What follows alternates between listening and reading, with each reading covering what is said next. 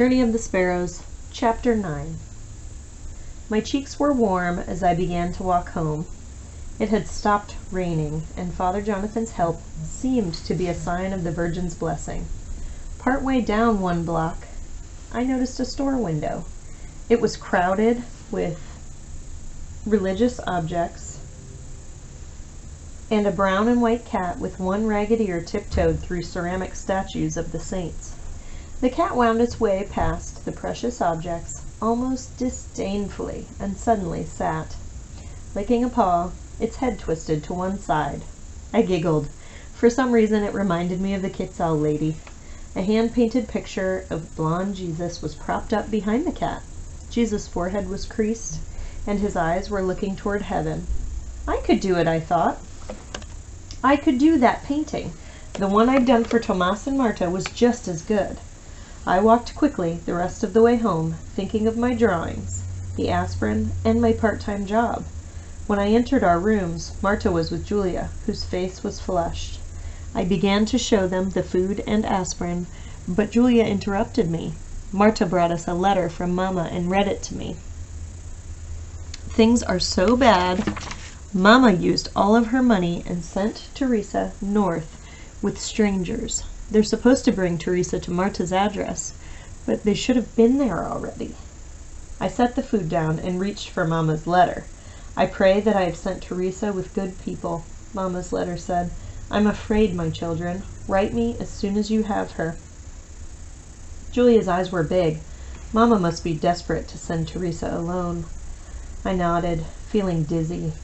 We made arrangements for someone always to be at Marta's. Then we waited. I watched the light outside our window grow dark and return with the new day, but there was no word of Teresa. I worked at the church 3 times as we waited, trying not to remember the stories of children lost forever after their parents sent them north. Once, as I looked at the Virgin's face, I thought, what if Teresa doesn't come? What if the Virgin doesn't care? Finally, late the 3rd afternoon, Julia returned home from Marta's with another letter. The people traveling with Teresa had been caught at the border, and Teresa was back home with Mama. I leaned back against the wall with relief. When I went to church to clean the next day, I was paid for the first time, and I told the Virgin that I was sorry that I'd doubted. On the way home, I stopped at an empty lot that was filled with rubble. Old boards with nails, bricks, and trash lay in a heap together, but yellow flowers bloomed among them. I started to dig through the trash, throwing objects to my right as I dug deeper. Gradually, I came upon a few boards the size I wanted. I crawled out of the heap and rubbed my fingers across their surface, deciding on 3, which were smooth and worn just right. Smiling, I touched my locket and started home, feeling almost like skipping. That night, as Julia told the story to Oscar, I worked on a drawing of San Antonio for Father Jonathan using my felt-tipped pens. The saint in my drawing tenderly held a child of Teresa's age in one arm, and with his free hand gestured toward the child's face, as if offering light. The next day, Father Jonathan praised its beauty and carefully placed it on his wall. I glowed with pride. Again, I worked late. This time on a sketch of San Martin, in brown, blues, and greens. Then I posed Oscar in the middle of the couch, and as he squirmed in front of me, I drew El Santo Niño, the Holy Child's face, with eyes like Oscar's. The next morning, I returned to the religious store where I'd seen the brown and white cat. I stood outside staring into the window, trying to get up my courage. The cat wasn't in the window. Finally, as I stepped inside the door, a bell rang, announcing my presence. It was dark after being outside, and I was afraid. Then I heard the purring of the cat, and it brushed against my leg. I reached down and patted its head, again noticing the ragged ear. A man cleared his throat. I stood up. The shopkeeper had a big black mustache and almost no chin. He spoke in Spanish. Yes, what do you want? Swallowing, I answered. I want you to see my drawings. I saw the picture of Jesus in the window. It was done by hand. I thought you might buy others. The man laughed. Do you have any idea how well known that artist is? You're just a girl, and you think you could sell anything? I nodded quickly and thrust out my drawings. The cat brushed through my legs again. The man quit laughing when he saw the pictures. He set them on the counter and backed away, but I saw him glance at me out of the side of his eyes, looking me over. Ah, well.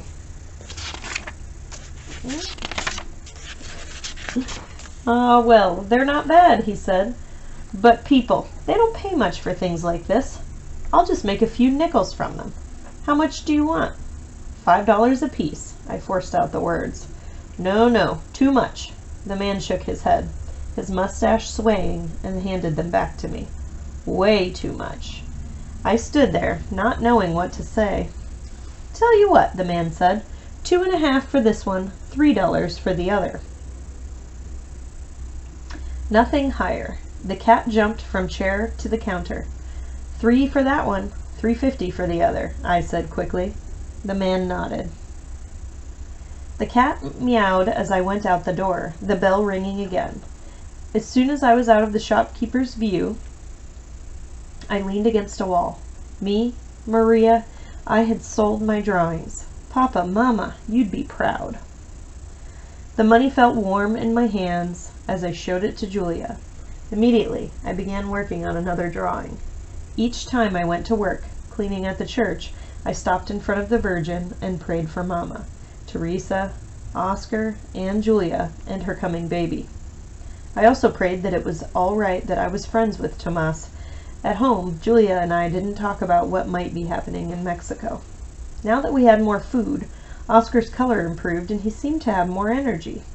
One afternoon, Tomas brought him a red toy truck that he'd found among some trash.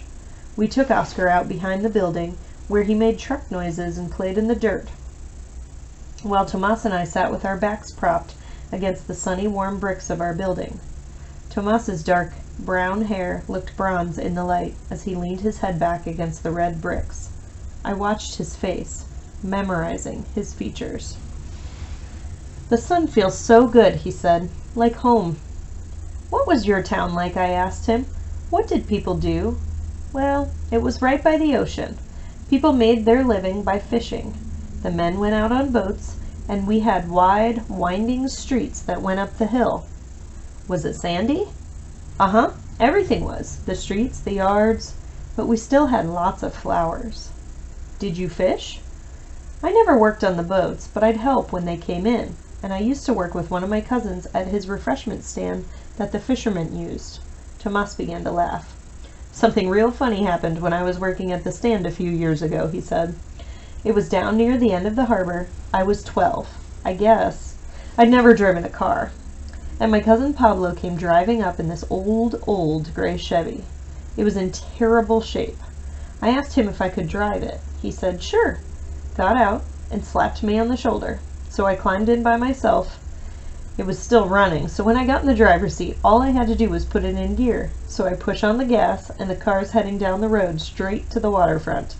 The road turns right before you'd go over the edge, but when it's time for me to turn the steering wheel, nothing happens. I'm still going toward the ocean, and the brakes don't work either, so I start yelling and go right over the edge, crashing down into the water. I watched him with my mouth open. It wasn't far down, Tomas continued, laughing as he talked, and the water wasn't deep, so I was just bumped around, but the hood ended up in the water, with the back wheels up in the air. I'd covered my head with my arms, and when I looked around, the water was up to my chest. I was surrounded by boats with fish nets, and an old ship on its side. Then I heard Pablo yelling his head off at me. Tomas was laughing hard. You should have seen the look on Pablo's face. I laughed too. What happened about the car? Well, it was in awful shape to begin with, and I had to work for a month to pay off the owner, but that was the first time I tried to drive. Aunt Marta said it was like everything else I'd ever done. Tomas arched his eyebrows and shrugged his shoulders. Always has to do everything the hard way. What can I say? I laughed so hard tears came to my eyes. What do you think of when you remember the good times at home? He asked me. Well, nothing as funny as that. I tipped my head back against the bricks also. I remember Julia and me when we'd wash clothes on the riverbank before she was married. The water was cold and we'd go where it was clear and rocky. We'd start off working hard, but before long I'd wade in and start to splash her. Then she'd splash me back. I began to giggle again. Then we'd forget about the clothes and just start playing. I pictured sparkling water coming at me, Julia behind it, laughing and teasing me, the sun silhouetting her dress against her body. Mama had a way of joking about us, I said, a saying she'd use when we'd do things like get wet. Mama'd look up at heaven and say, "How could I get such daughters? Less help than 2 scrawny turkeys hatched from the same lopsided egg." She'd laugh, but she never got too mad. Tomas laughed. "Anything else?" he asked. "Uh-huh," I said. "Not funny, but special." Oscar quit playing with his truck and came and leaned against me. "I worked a stick loose in our house, right by where I slept," I said. "That way I could see a little of the sky at night. Each night, when I was supposed to be sleeping, our neighbor played the pita, the wooden whistle." Tomas nodded. "Yeah, I've heard it." "Well, you know how the stars move across the sky at night?" Tomas nodded again. "See, I always thought I had a special star, ever since I was little, and when our neighbor played his pita each night, my star would move right where I could see it through my crack. Then it'd move away, but it always came back the next night." We heard a clattering, quit talking, and turned to see the Quetzal lady pushing her buggy as she came to join us behind the building. She wore a torn cotton dress and tattered bedroom slippers. We stood up. She smiled her toothless grin, and she patted Oscar on the head. I noticed newspapers moving in her buggy. "Guess what we brought you this time, my little pet," she said, bending in a stiff bow toward Oscar. "My baby brother's favorite." She began to dig through her buggy, tossing aluminum cans on the ground. "Course, he liked damn dogs, too," she said, looking at me. "I never liked them and never will." She pulled out an orange kitten with a white ring around one of its eyes. The kitten meowed as Oscar reached for it with both hands and pulled it against his face and chest. The small cat stretched its forelegs out straight against Oscar's chest, staring directly into Oscar's delighted eyes. It thrust his face forward into Oscar's cheek, burrowing against him and purring loudly. "Kitty, kitty, kitty," Oscar laughed, and the kitten pulled back from Oscar's face and climbed up onto his shoulder, perched grandly. It leisurely looked us over, then rammed its nose against Oscar's head and licked him in the ear. Oscar giggled so hard he almost fell over, and the kitten dropped to the ground. I knelt down, the kitten came to me, and Tomas bent against me. I remembered the cat with the ragged ear in the store where I'd sold my drawings. I thought, maybe cats are lucky for me. We played with the kitten, out behind the building, while the Quetzal lady watched over us and smiled proudly. Finally, she said, "It's time for us to be about our work again." She gently took the kitten from Oscar. "But we'll be back some special day, just when you need us," she grinned, put the kitten into the buggy, and pushed it away. Oscar waved at the Quetzal lady as she left.